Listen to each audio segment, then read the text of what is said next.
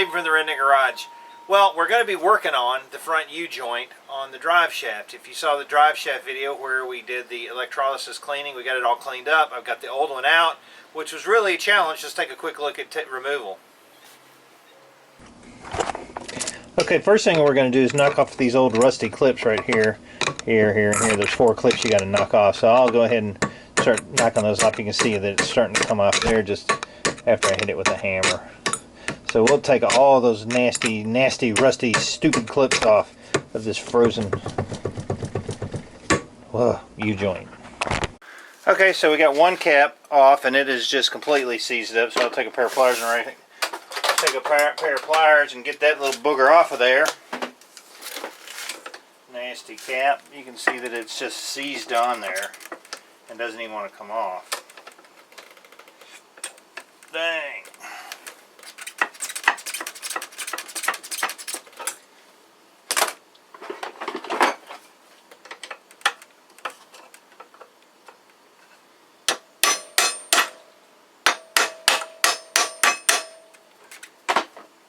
I mean, it's clear of the shaft, it's just seized on the end of it.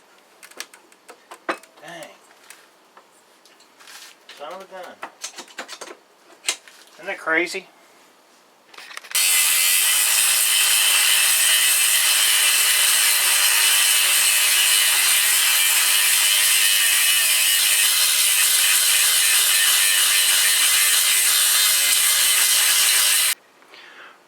Alright, so we got the U-joint out and it was a bitch. One of the C-clamps was completely seized on there and I probably could have used some penetrating oil on it, but I ended up just taking a grinder and started grinding, pounding, and finally it just came apart. So, awesome. Now we get ready to prep and put in the new one. Now the next thing we have to do is the installation of the new U-joint, and I struggled with this thing, man. I tell you, I had one U-joint that I bought, and one of the problems is if you look at my Superior China ball joint set, you can see that the end is curved right here where it's been bent. After using it for many years, the end of this thing got bent and from just torquing the crap out of it. And every time I tried to put this on the end of the U-joint, it would slip off or go a little bit sideways, and I believe that's what happened when I actually blew the cap off of the U-joint. Alright, so here's the old one. You can see the end, how it's bent out, and it made it hard to hold it straight. So here's my new Chinese 4-in-1 kit, and you can see that it comes with all the cups and everything that you need to do the 4-wheel drive kit that didn't come in just the standard 3-in-1. So that's super cool. Alright, so basically I'm going to start all over again with another stinking U-joint. There's the end of it that it got blown off. I believe it's because the press didn't have it in the center and it was hitting on a piece of it, so it was pushing in the middle and blew it out. So, we're going to find out. Here's the new U-joint again. Here. And our clips. So we're going to go ahead. You want to be careful about your shaft.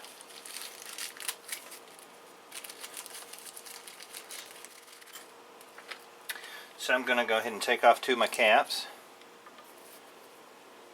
Making sure not to dislodge any of the little ball bearings in there, because that would be bad.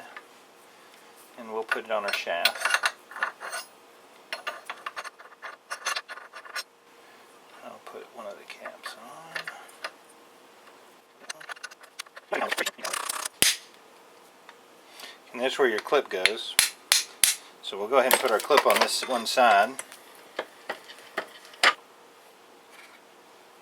You basically just slide it over and tap on it a little bit, and you'll see it click down into the hole. So that clip is on. Right.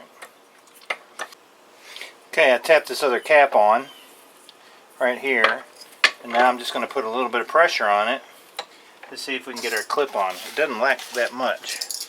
And now that I've got the straight press, it actually feels a little heavier than the other one. This press can go without.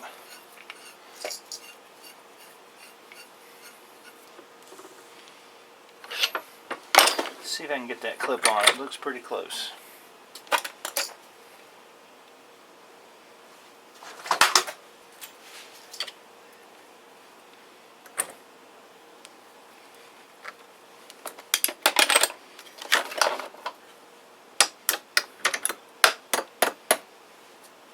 You want to make sure that it seats all the way down.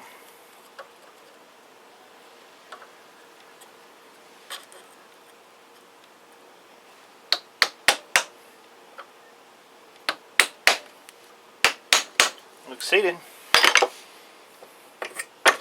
Take our tension off.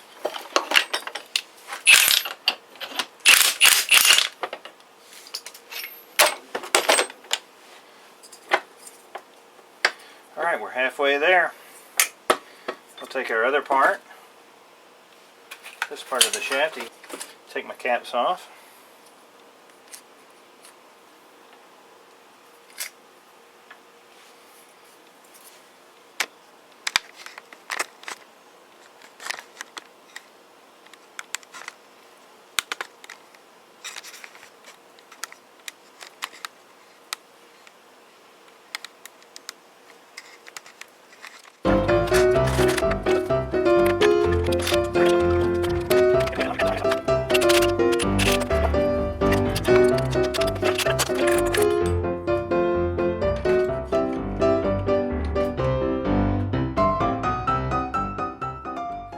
And there we go. There's our axle ready to go back in. Looks great. Alright, so once I got the new U-joint set, it went pretty easily, and you can see that it isn't that difficult to put new U-joints in.